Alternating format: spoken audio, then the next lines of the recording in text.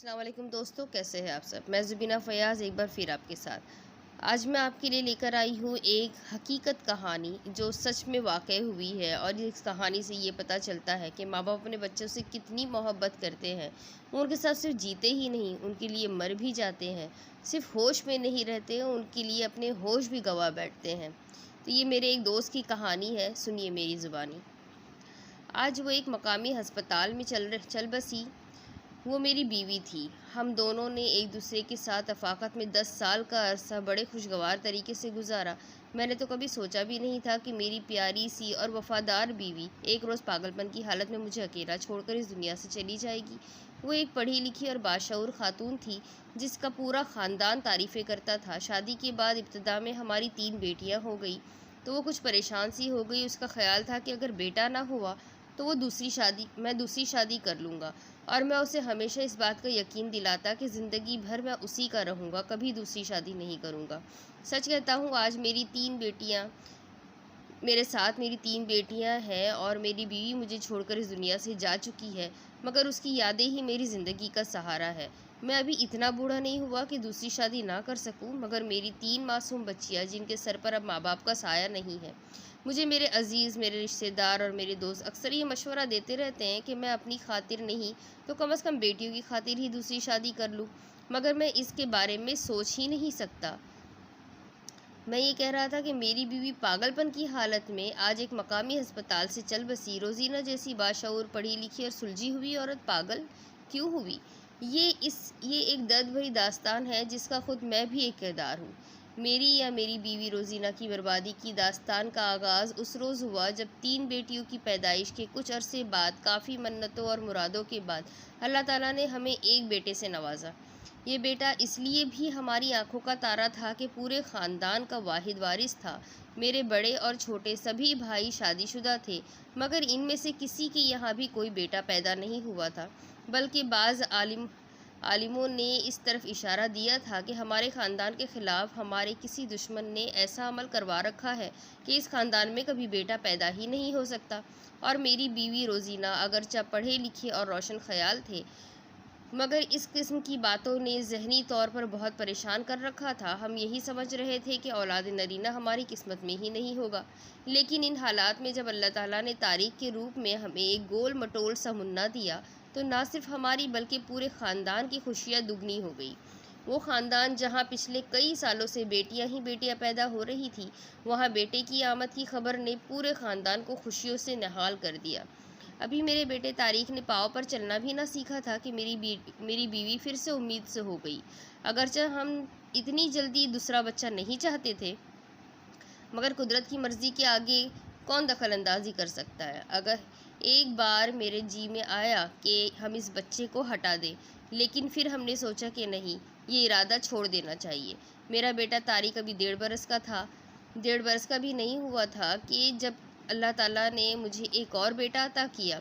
लेकिन इसे गोद में लेते ही मेरी और मेरी बीवी की सारी खुशियाँ खाक में मिल गई। वजह ये थी कि वो पैदाइशी तौर पर माजूर था। माजूर से मुराद ये है कि इसकी जहनी और जिस्मानी हालत नॉर्मल नहीं थी। दूसरे बेटे की पैदाइश पर मेरी बीवी बड़ी खुश हुई थी कि चलो अल्लाह ताला ने चांद और सूरज की जोड़ी मिला दी, मगर इसकी माजूरी देखकर हमारे दिल के अरमान दिल ही दिल में टूट कर रह गए। अपाहिज बेटा देकर कुदरत ने हमें किस जुर्म की सज़ा दी थी, मैं ये नहीं जानता, ना मेरी बीवी जानती है। बहरहाल ये एक ऐसा दायमी रोग था कि जिसने हमारे होठों से मुस्कुराहट छीन ली, हमारे घर का सुकून बर्बाद कर दिया। और दर्द को वही लोग महसूस कर सकते हैं जिनके साथ ये खुद बीता हो। हमारा ये माजूर बेटा जाहिद बचपन ही से बहुत सेहतमंद मगर तशद्दुद पसंद था। बाज़ औक़ात पर वो ऐसी अजीब व गरीब हरकतें करता कि हम दोनों लरस कर रह जाते। हम तो जैसे तैसे गुजारा कर लेते, मगर हमारे इस माजूर बेटे का सलूक हमारे बड़े बेटे तारिक और दूसरी बहनों के साथ एक तरह से नाकाबिले बर्दाश्त था, ख़ास तौर पर अपने बड़े भाई तारिक के साथ।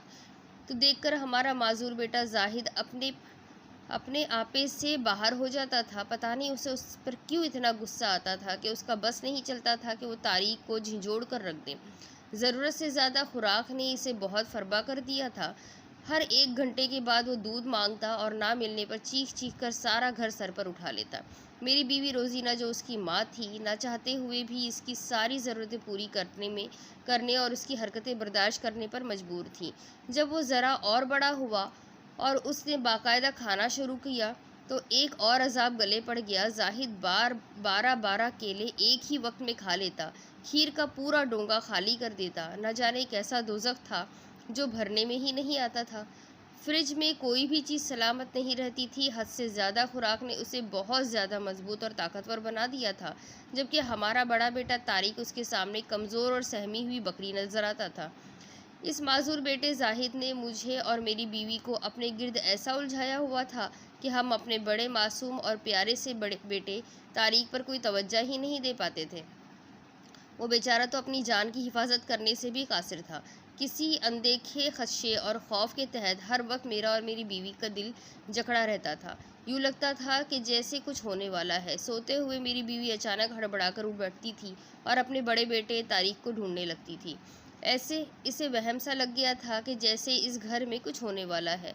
मैं इसे अक्सर हौसला भी दिलाता रहता था कि सब मामला रफ्ता रफ्ता ठीक हो जाएगा, मगर वो एक माँ थी, इसलिए औलाद के मामले में मुझसे ज़्यादा हसास थी। तारिक जब 4 साल का हुआ तो इसे नर्सरी में दाखिल करवाया गया। अब कम अज़ कम इतना तो हुआ कि वो दोपहर 12 बजे तक अपने माजूर भाई जाहिद की बुरों से महफूज रहता। मगर जब वो पतला दुबला और कमज़ोर सा लड़का वापस घर आता तो मेरी बीवी की फिर वही फिक्र दामनगीर होने लगती कि कहीं जाहिद अपने बड़े भाई को कोई नुकसान ना पहुंचा दे। वह गुजरता रहा। तारिक के सब्र और जाहिद की तशद्दुद पसंदी में इजाफा होता चला गया। हर रोज़ जब मैं दफ्तर से आता तो मुझे जाहिद के बारे में कई बातें मालूम होती। तशद्दुद और बेरहमी का जज्बा इसमें कूट कूट कर भरा हुआ था। मेरी बीवी के बकौल वो सिर्फ तारीख को अजियत देने में तामिल नहीं करता था, बल्कि बाज़ औक़ात तो अपनी जान को भी ख़तरे में डाल लेता था। मगर मेरी बीवी माँ होने के नाते से इस माजूर को समझाने या डांटने से बिल्कुल कासिर थी। कई बार जाहिद ने ना सिर्फ अपने आप को बल्कि तारीख को भी बुरी तरह से ज़ख्मी किया। एक दफ़ा माली बाग में काम कर रहा था। जुमे का दिन था। मैं भी बाग के एक गोशे में बैठा धूप सेक रहा था। माली काम में मशगूल था। रंबा उसके पास धरा था। जाहिद न जाने कैसे माँ की नज़र से बचकर यहाँ बाग में पहुँच गया था।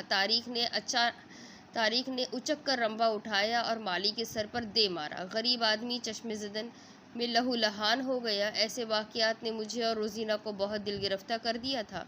यूँ लगता था जैसे हमने ज़िंदगी में कोई बहुत बड़ा जुर्म किया है, कुदरत ने जिसकी सज़ा जाहिद बेटे के रूप में हमें दे दी है। एक रोज़ जाहिद किताबों की अलमारी का हैंडल पकड़कर लटक गया। अलमारी के नीचे दब जाने से इसकी कोहनी की हड्डी टूट गई। हमने कैसे इस सूरत हाल का मुकाबला किया और इसका किस तरह से इलाज करवाया, ये एक अलग दास्तान है। जाहिद की वजह से घर की हालत बहुत अबतर थी।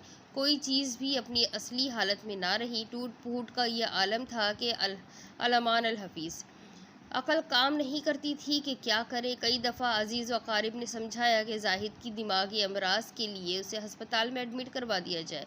मैं तो इस बात पर आमादा भी हो गया था, मगर मेरी बीवी ऐसी कोई तजवीज़ सुनने को भी तैयार ना थी।